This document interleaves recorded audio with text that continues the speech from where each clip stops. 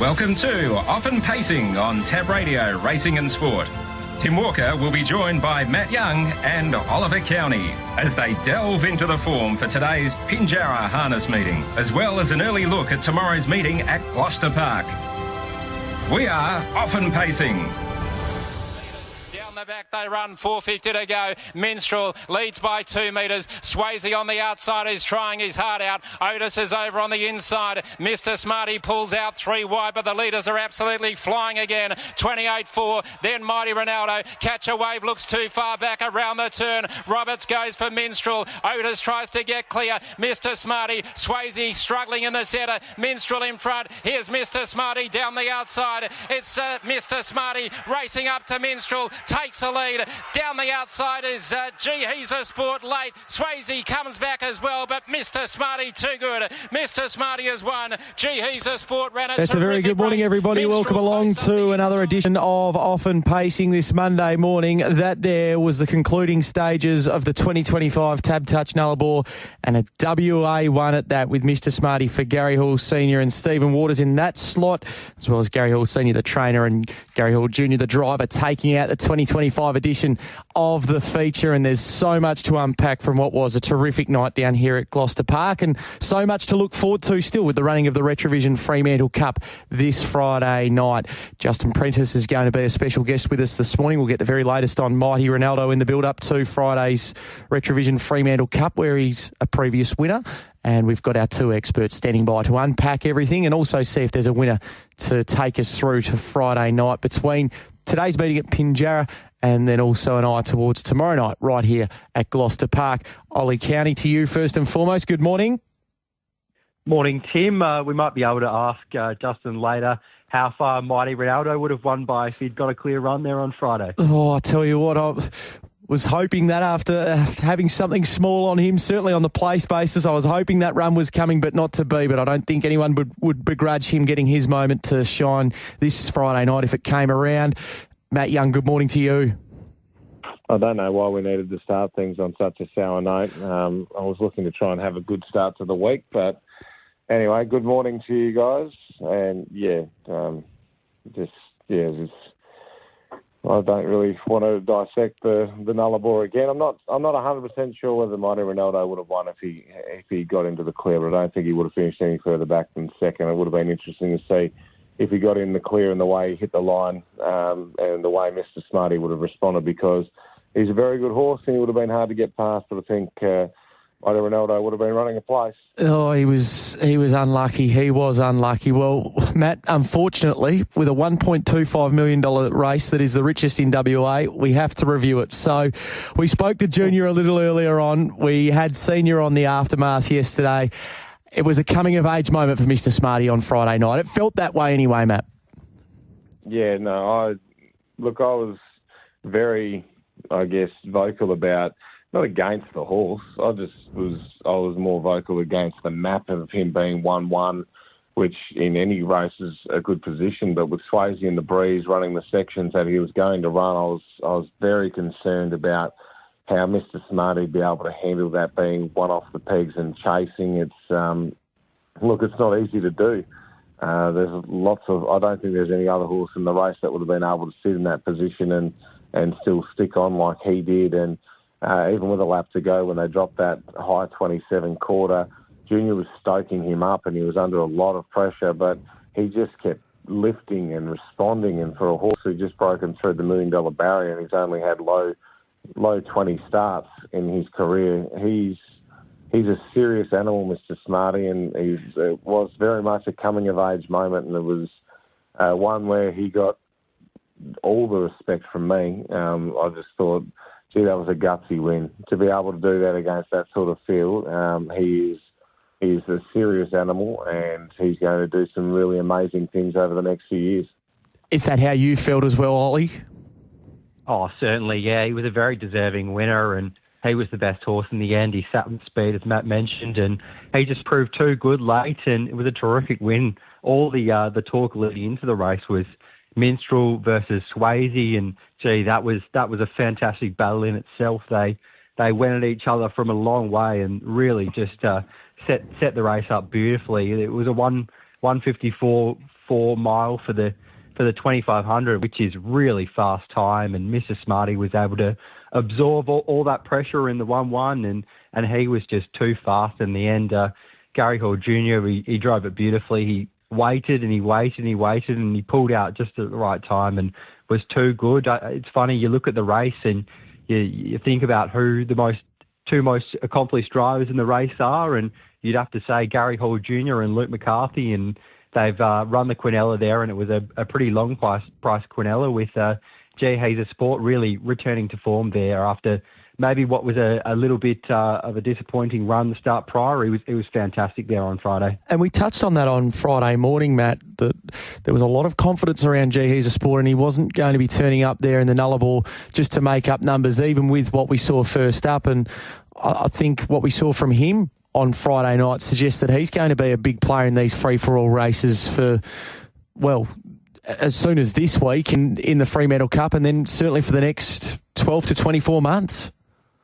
Yeah, you would imagine that with a horse like him, and with a lot of the good horses that come through the system, when they reach free-for-all, it might take a couple of races for them to adjust, and they normally elevate again once they get a bit more comfortable. We've seen that recently with Otis, who he was, and I think Wave Rider will probably fall into that category too, of horses that are sort of not winning that middle range grade. Not that GE Sport wasn't in that category, he was winning all those races, but once they get comfortable in free-for-all, you see them sort of go to another level, and Otis has definitely done that. And I think to see GE Sport sort of first up off of a disappointing run when finishing down the track and then coming into a Nullabor, and to hit the line as strongly as he did, I think he's going to elevate so well in a free-for-all grade, and we're going to see him as a major contender going forward. So I think whatever he did on Friday night, he's going to improve off of that immensely going forward, and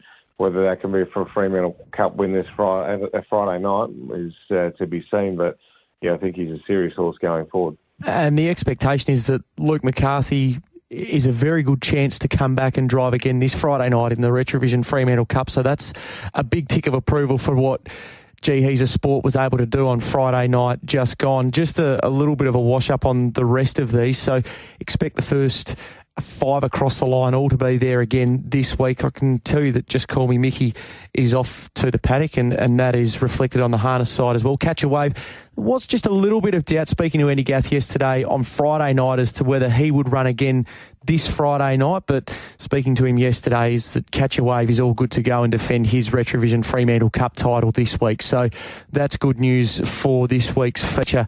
And with that being said, pre-barrier draw, gents, what's a Fremantle Cup tip? Ollie, you first. Oh, well, I just can't look past Mighty Ronaldo there. He was so good on Friday. If he draws to get a soft run again, I think he'll be really, really hard to hold out late. I certainly think Swayze lost no admirers there on Friday. He was massive. He didn't run a place, but he was only beaten 2.8 metres, and he was tightened in the concluding stages by Minstrel, who hung out a little bit under pressure. So there was plenty of merit to that run, and he's going to really thrive on that 2,900 metre journey. He's a fantastic stayer. So I really think, for me, they're the two I'll be having something on. What about you, Matt? Look, I'm in Minstrel's corner. I think he went into that run 5 weeks between runs, and you can do all the track work behind the scenes, but there's no substitute for race fitness. So I think what he did on Friday was really good, and going into this Friday's race, I think he'll be a lot better for that run. So, yeah, I'm pretty keen that Minstrel could potentially turn the tables on all the rivals. All right, well, let's get into the balance of Friday night's meeting and get some horses to follow. And Matt, you can lead us off. Sure thing.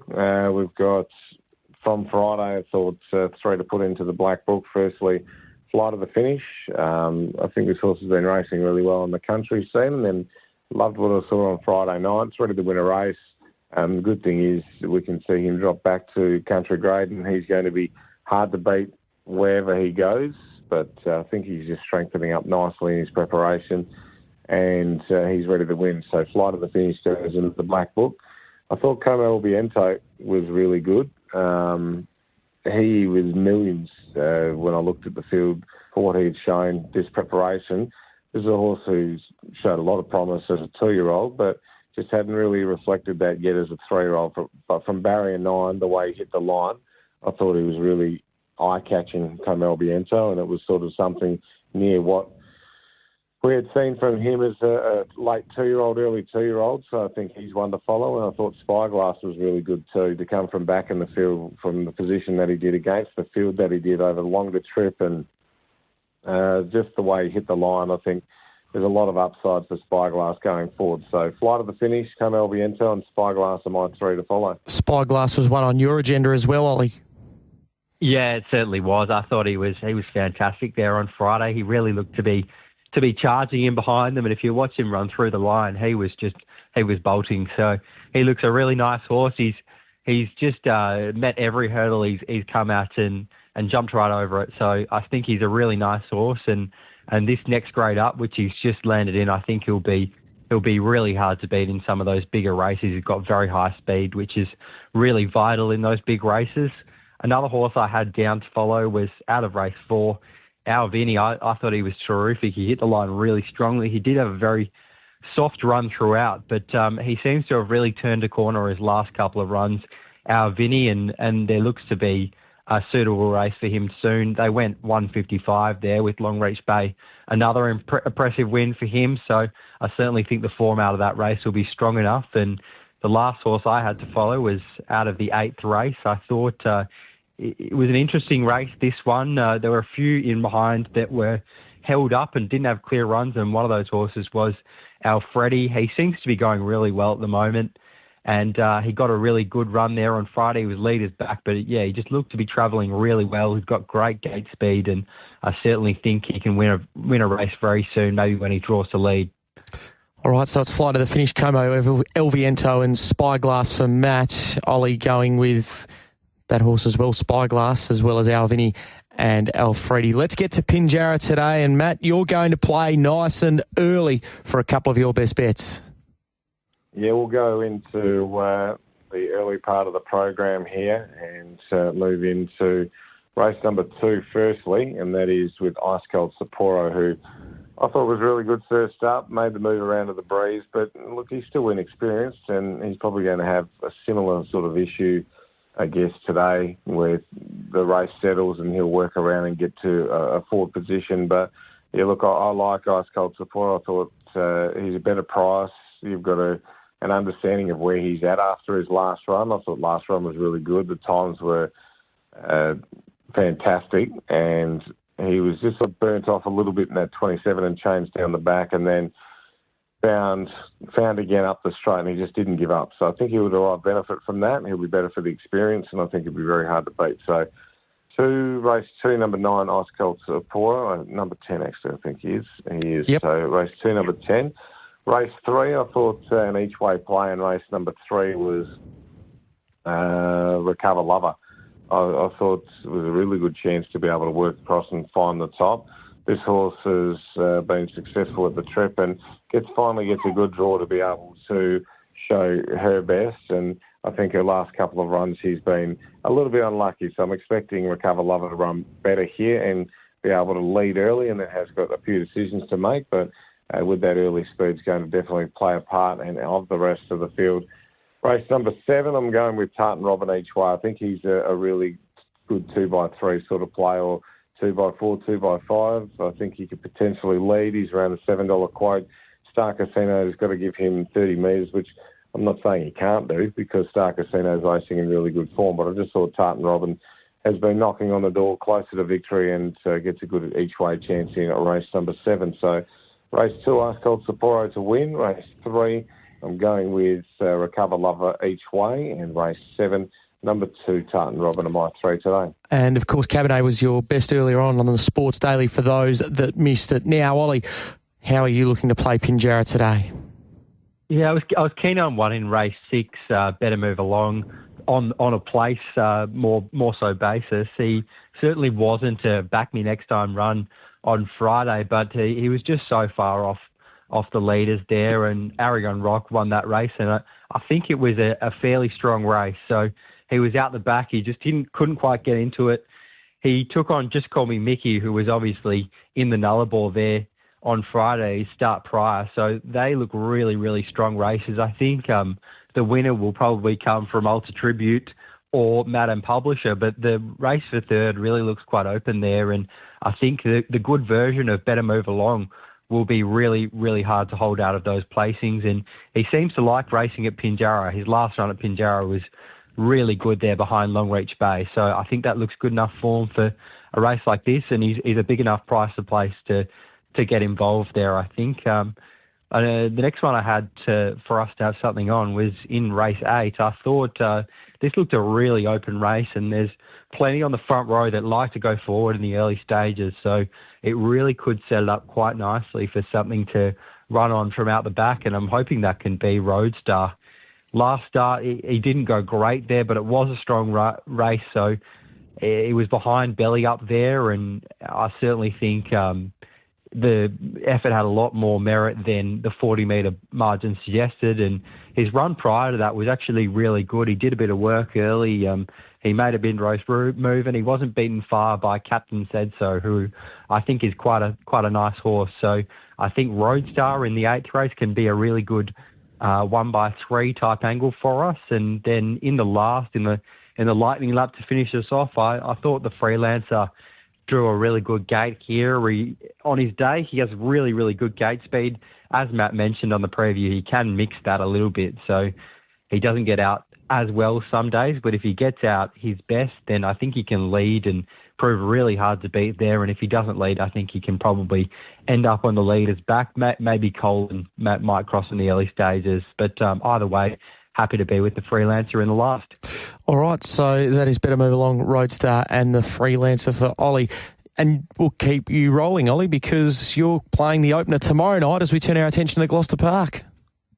Yeah, Give Me Joy was first up last start and certainly looked to have its chance there and just found one better in Bunjil Man in that race, but they did still run home 28-4. So I think has good gate speed. She should be able to lead pretty easily in this race, and if she's able to lead and control things, I think she can probably just zip home too well over the 1,700-metre journey. It might be more suitable than that 2,100-metre trip last start, and will have benefited from that first-up effort. So happy to give her one more chance there. And then in race 4, Medieval Man was a winner there on Friday, and a very impressive winner too. Sat without cover outside King Seat, who's a nice enough horse in his own right, and Medieval Man was just too good there, proved too strong, and I think he can do the exact same thing on Tuesday again and look to beat the handicapper. I think Major Overs might be the leader, and Medieval Man will just be too strong late.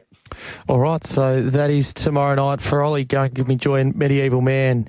Now, Matt, what about you? You're also going to the 4th? Yeah, I'm going Coolbahty Navajo in that race. I fully respect what Ollie's saying about Medieval Man. He's in really good form. I'm really excited to see how Coolbahty Navajo is going to go, coming to sort of city company on a Tuesday, I guess, Gloucester Park. She's shown in the past that she's got really good speed, high speed, and she just reminds me a little bit of Nullabor Navajo in the early days. So I think Coolbahty Navajo can run a really good race first up, so I'm happy to be with her in what I think will be a pretty competitive sort of event. And then I can nearly take myself and put myself in the sin bin for wanting to tip this horse, but I've just got that feeling that it could be the night for Grand Majestic Bells. So it's a wild selection because she continues to gallop, but she's got a little bit tightened for room last start, and I thought she didn't really have a great deal of luck. But prior to that, she trotted really well. She travelled really well. And it's hard. I've given her a pass mark for galloping because she was just running into a little bit of tightness. And I think Nigel will want to keep her more in the open air tomorrow. I really like Grand Majestic Bells, and I think she's just dead set a straight out bet because she either trots and wins or she doesn't trot. So, but yeah, that's the way I looked at it, and I wanted to be able to put out some confidence about her chances. And I think if she does everything right, I think she can win this race. She gets in pretty well. So off the 30 metres and with Grand Majestic Bells in the last, and hopefully it's off the back of a victory by the Coolati Navajo Medieval Man, because then it makes us look clever. Matt, I'll give you all the very best of luck and give Grand Majestic Bells strength. Hopefully that is the case tomorrow night. Hey, we'll let you go. You're Pinjarra today, Racing WA Harness X page for all of the interviews. Yeah, I'll be there. So cheers for that, and good luck and good punting. All the very best. And Ollie, you too. We look forward to catching up with you again next week. Looking forward to it. Thanks, Tim. There is Ollie Cownie and Matt Young. Short break, Justin Prentice next. They are Often Pacing on Tab Radio, Racing and Sport. Great to have your company and great to get a few minutes as well with our next guest, Justin Prentice, who is with us on the line. Justin, good morning to you. Morning, mate. We know you're on the clock today, so we won't keep you too long.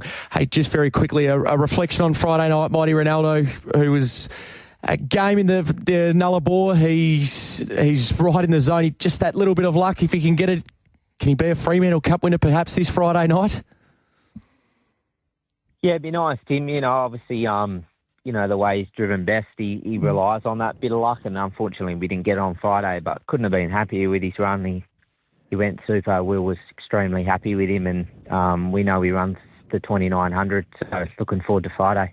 Yeah, so he should be. You're confident that he's going as well as he can be, and his form over the last 6 to 8 weeks, he's right in the zone and knocking on the door for a big one. Yeah, he is. He's look, I think that's his third time in the Nullabor, and that's his best run, and he's ran two. He's won a Fremantle Cup and ran an unlucky fourth in the next one, so you would say he's probably going into this one as good as he's ever been, and he's going to rely on a good barrier draw and the right run again. But we know the distance is not a problem, and with Swayze in the race, it's going to be a genuinely run race, which suits him perfectly. He was so very good in it last year. Running fourth was Mighty Ronaldo. All right, now let's turn our attention to today. We know that it's a busy couple of days ahead. You've got Poppy on the beach and Ruby Lavera, so let's go with market order here if we can. Ruby Lavera, so how did you assess the first up run a couple of weeks ago at Bunbury? Yeah, we're really happy with that run. We thought the other filly would be really hard to beat with the draws, and Junior just sort of stuck with Ruby Lavera's. We're both going on holiday, so Trent will end up driving both of them in the diamond heats. But we just wanted Trent to have a feel of the other girl. She's not the easiest horse to drive, so probably be hard to turn the tables again. But Ruby Lavera is working extremely well. She probably just needs the right run to be able to get over the other filly. How does it look then from your opinion there with Poppy on the beach? Got the draw advantage? Maintain that at all costs? Yeah, I think Trent said he didn't really have much say on coming out the gate or not last week. She sort of charged out the gate, so I'd say he'd probably do the same thing this week and look to try and get to the front, and hopefully he can sort of rate her from there, and she can be hard to beat again. All right, so that is Poppy on the beach and also Ruby Lavera today down there at Pinjarra, a couple of live chances, and then to tomorrow night as well, where you've got Elite Fleet going around. So what did you make of the last start? It was justified the short quote. What did you make of the way that Elite Fleet went about it? Yeah, he went okay. He just sort of switched off a bit when he hit the front. We were sort of surprised, like, the start before, Junior thought he was under a huge amount of pressure, and thought he wasn't really even a winning hope at the 400, and then turning for home, he just sort of dropped into another gear and put him away pretty comfortably. So he sort of thought he expected him to do that again, and he's kind of just sort of really knocked off when he hit the front.